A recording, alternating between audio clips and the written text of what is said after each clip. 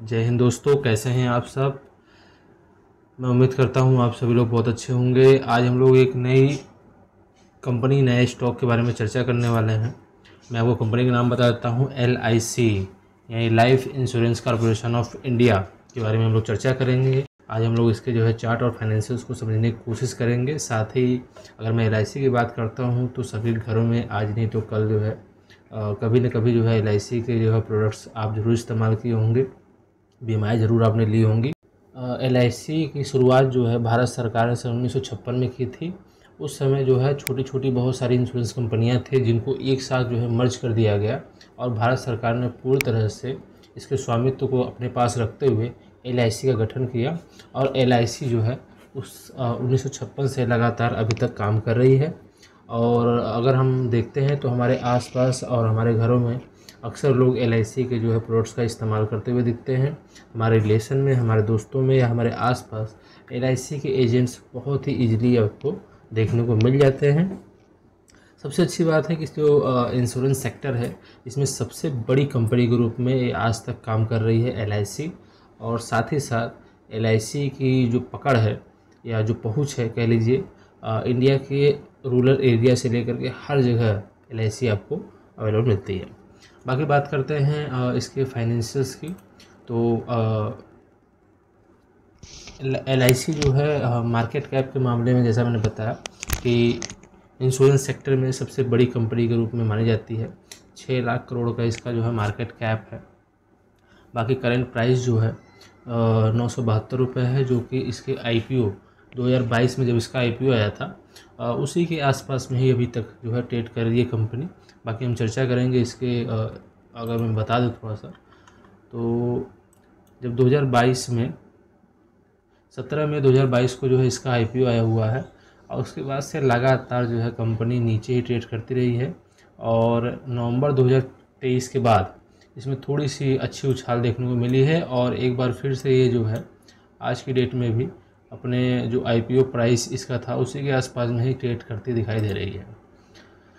Dividend की बात करते हैं तो कंपनी 1.23% के आसपास का डिविडेंड देती है और स्टॉक पी जो है इसका काफ़ी बढ़िया दिखाई दे रहा है इस वक्त। क्योंकि इससे पहले जो है इसका जो पी था वो काफ़ी ज़्यादा जो है दिख रहा था, जिससे कंपनी ने अभी बेहतर किया हुआ है। साथ ही ROC की बात करते हैं तो 53.5% के आसपास है और ROE जो है 46.0% के आसपास अवेलेबल है। सबसे अच्छी बात मुझे इस कंपनी में लगती है कि जो प्रोमोटर होल्डिंग है आज भी गवर्नमेंट ऑफ इंडिया ही है 96.5% के साथ। जैसा कि सेबी का एक नियम भी है कि किसी भी जो कंपनी होती है, जो स्टॉक होता है उसमें प्रोमोटर होल्डिंग जो है 75% ही होना चाहिए। तो आने वाले समय में मुझे ऐसा लगता है कि जो प्रोमोटर होल्डिंग है वो 75% तक जा सकती है। और जैसे ही जो स्टॉक प्राइस है अपने एक अच्छे लेवल पे पहुंचेगा तो जो गवर्नमेंट ऑफ इंडिया है अपने जो स्टेक है उसको जो है ऑफलोड करेगी।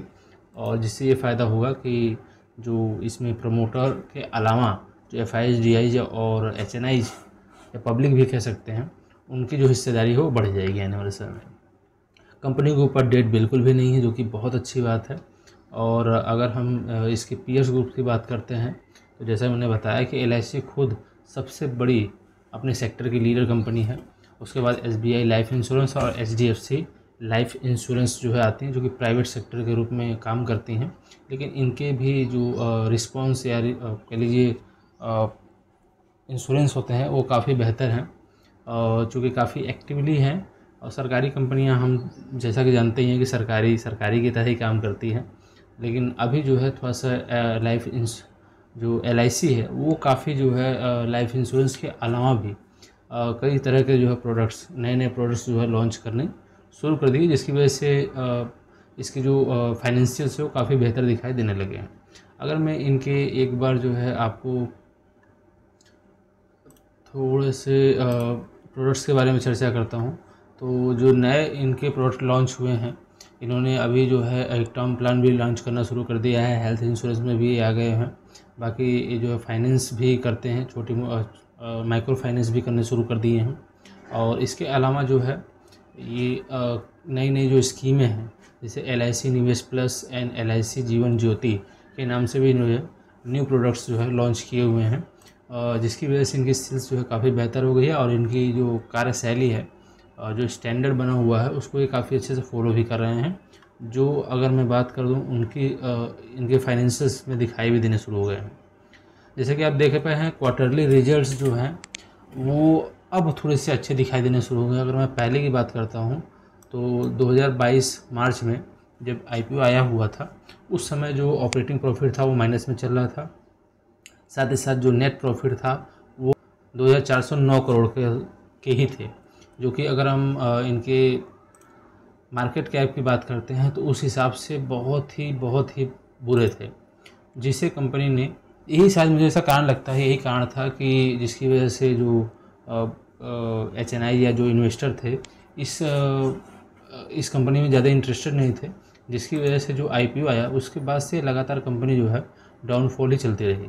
लेकिन जैसा कि मैंने कहा कि इसमें जो एक उछाल है, या ये कहते हैं जो स्टॉक प्राइस में अच्छे रिजल्ट्स आने शुरू हुए हैं, उसके बाद से स्टॉक प्राइस काफ़ी जो है ऊपर गया है नवंबर 23 के बाद। तो ये जो प्रॉब्लम्स थी इसकी, जो ऑपरेटिंग प्रॉफिट में, और ये टैक्सेस जो है बहुत ही अजीब तरीके से इनमें 100% या 100% से ऊपर, फिर -63%, इस हिसाब से थे। ये लोगों को समझ में नहीं आ रहे थे कि कंपनी जिस हिसाब से का मार्केट कैप को ओन करती है, उस हिसाब से इनके नेट प्रॉफिट जो है मैच नहीं कर पा रहे थे। यही कारण रहा कि जब तक इसने LIC ने अपनी इस प्रॉब्लम को सॉल्व नहीं किया, जो कि आपको मार्च के बाद दिखाई देता होगा, मार्च 23 के बाद इन्होंने इस चीज़ को सॉल्व किया और इनका जो ऑपरेटिव प्रॉफिट है वो बेहतर हो गया 6%। और उसके बाद जो एक टैक्सेशन था वो भी इन्होंने इसको सही कर लिया। उसके बाद से आप देख रहे हैं टैक्स जो है काफ़ी एक रेंज में चल रहे हैं, 8% 14%, यानी 15% के आसपास में ही जो है ये टैक्सेशन जो है बिल्कुल सही हो गया।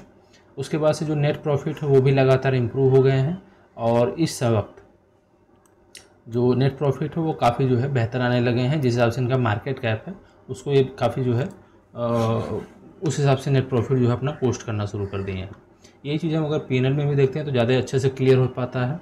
PNL में जो सेल है वो लगातार अच्छी होती जा रही है, और जो ऑपरेटिंग प्रॉफिट, जैसा कि मैं बात कर रहा था कि मार्च 23 के बाद जो है सुधरना शुरू हुआ है, तो आप देख पा रहे हैं कि ऑपरेटिंग प्रॉफिट जो है मार्च 23 के बाद से ही जो है बेहतर हो रहा है।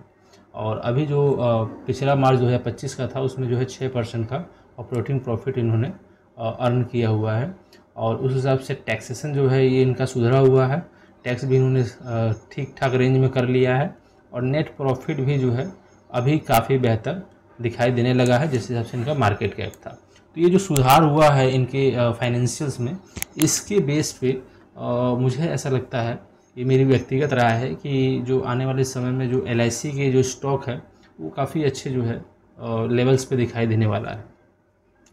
उससे पहले हम लोग थोड़ा चर्चा कर लेते हैं बैलेंस शीट की। तो बैलेंस शीट में जो रिजर्व्स हैं इनके, वो लगातार 710 करोड़ से बढ़ करके अभी इस वक्त जो है 1 लाख से ऊपर चले गए हैं। 1,20,901 करोड़ के आसपास का जो है इनका रिजर्व हो गया है, जो काफ़ी बेहतर, बहुत ही तेज़ी से बढ़ा हुआ है और काफ़ी बेहतर हुआ। LIC को बोरोइंग की ज़रूरत होती नहीं है, कर्जा है नहीं इनके पास, जो कि बहुत अच्छी बात है।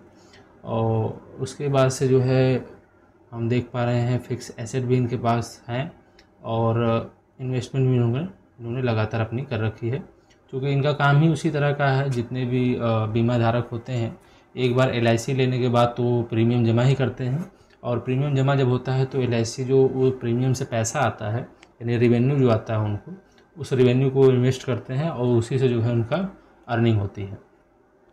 उस हिसाब से उनका ठीक है। बाकी हम लोग बात करते हैं शेयर होल्डिंग पैटर्न पे। तो जैसा मैंने बताया कि गवर्नमेंट ऑफ इंडिया जो है इसके मैक्सिमम जो होल्डिंग है उसको लेकर के है, 96.5% की होल्डिंग लेकर के है। जो आने वाले समय में और भी जो है, जो सेबी के रूल हैं, 75% ही होल्ड कर सकते हैं प्रमोटर, उसको ये फॉलो करेंगे, ऑफ करेंगे, इसको ऑफलोड करेंगे और ज़्यादा। तो आने वाले समय में हम जो है जैसे ही इसके स्टॉक प्राइस एक अच्छे लेवल पे जाएंगे, तो चूँकि सरकारी कंपनी है तो बाकी चीज़ों को भी देखना पड़ता है, चूँकि चुनाव का माहौल भी रहता है, और जो विपक्षी दल है वो इस चीज़ को जो है एक तरीके से जनता के सामने दिखाने की भी कोशिश करते हैं कि इन्होंने जो है सरकारी संपत्ति को बेचा है। तो उन सब चीज़ों को भी ध्यान में रखना पड़ता है। राजनीतिक पॉलिटिकल जो एक साइड वेज होता है उसको भी इनको बैलेंस करके चलना पड़ता है। तो ये सरकार अपना समझेगी, लेकिन जो है अगर हम लोग इन्वेस्टर और के रूप में देखते हैं इस स्टॉक को या इस बिज़नेस को, तो इस वक्त ये काफ़ी जो है अच्छे लेवल पे दिखाई दे रही है। बाकी अगर चार्ट की बात करते हैं तो जैसा मैंने बताया कि जो इनके फाइनेंशियल्स थे वो उनके जो इन्वेस्टर है उनके जो सेंटीमेंट है या फिर कहिए जो उनका एनालिसिस है उसको प्रॉपर तरीके से अटैच नहीं कर पा रहे थे। वो उस चीज़ को मिलान प्रॉपर तरीके से मैच नहीं कर पा रहे थे, जिसकी वजह से इनमें जो इन्वेस्टर थे वो काफ़ी जो है इंटरेस्टेड कम थे। और इसी कारण रहा कि आईपीओ के बाद लगातार जो है इनके जो स्टॉक प्राइस था वो लगातार गिरता ही रहा। लेकिन जैसे ही 2023 मार्च के बाद इन्होंने अपने फाइनेंशियल्स को बेहतर किया और जो एक स्टैंडर्ड बना हुआ है किसी भी बिजनेस को चलाने का या करने का, उसको जब इन्होंने फॉलो किया उसके बाद से जो है प्राइस बेहतर मूव किया है। उसके बाद लगातार इन्होंने अच्छी जो है बढ़त दिखाई हुई है और जो इन्होंने सबसे मैक्सिमम वहाँ से डाउन से लगभग 90% के आसपास जो है इन्होंने मूव दिया है। और फिर उसी रेंज में रहते हुए अभी कंपनी जो टॉप बनाई हुई है, पिछला टॉप ये उसने बनाया हुआ है 1221 रुपये का। उसके बाद से लगातार गिरी है और जो गिरावट हुई है वो लगभग हुई है 41% के आसपास, 41% के आसपास हुई है इसमें। और गिरावट के बाद जो है इसमें एक बार फिर से जो है रैली शुरू हो चुकी है, जैसा कि हम देख पा रहे हैं। और ये बहुत ही अच्छा सा जो है कप बनता हुआ दिखाई दे रहा है, या फिर आप इसे भी कह सकते हैं कि ये रिवर्स हेड एंड शोल्डर सा जो है एक पैटर्न बनता हुआ दिखाई दे रहा है। अभी कंप्लीट नहीं है तो कुछ कह नहीं सकते, लेकिन यहाँ पे जो है एक पूरी तरह से हेड बन रहा है बहुत बड़ा सा। और जैसे इसको टच करने के बाद अगर हो सकता है ऊपर जाए, नहीं तो मुझे जहाँ तक लगता है कि ये मैं आपको बना के दिखा देता हूँ। ये इसका बन रहा है लेफ़्ट और ये पूरा इसका जो है कप बनता हुआ दिखाई दे रहा है। और इसके बाद ये जो है इस तरह से एक इसमें जो है शोल्डर बनाए हुए बनता हुआ दिखाई दे सकता है। ये कुछ कह नहीं सकते, एक अनुमान है। बाकी आप जो है इसमें ज़रूर अपनी जो है एनालिसिस ज़रूर करें। बाकी मैं कोई बाई या सेल करने की रिकमेंडेशन आपको नहीं दे सकता हूँ, क्योंकि मैं सेबी द्वारा रजिस्टर्ड नहीं हूँ, होता तब भी आपको नहीं देता। बाकी मैं बस इतना ही कहना चाहता हूँ कि आप इस वीडियो को केवल और केवल एजुकेशनल पर्पज़ के हिसाब से देखिए, सीखिए, और जितना सीख सकते हैं उस हिसाब से आपको कन्विक्शन आता है। अगर कन्विक्शन आता है तो ही आप 1 रुपया भी किसी भी स्टॉक में लगाइए, अदरवाइज़ मत लगाइए। और उसमें काफ़ी अच्छा जो है पोटेंशियल गेन भी आने वाले समय में हमको दिखाई दे रहा है। अगर हम यहाँ से अपने जो पिछला जो भी करंट प्राइस पे चल रहा है, अगर उसको भी अगर हम प्रेफरेंस देते हैं तो ये काफ़ी अच्छा जो है 25 से 30% का आने वाले समय में 1 से 2 क्वार्टर में आपको उछाल या फिर कह लीजिए स्टॉक प्राइस में जो गेन है वो दिखाई देने को मिल जाता है। आगे आप सीखते रहिए, मुस्कुराते रहिए और ज़िंदगी के मज़े लीजिए, वरना ज़िंदगी तो ले ही रही है। मिलते हैं अगली वीडियो में, तब तक जय हिंद दोस्तों, थैंक यू।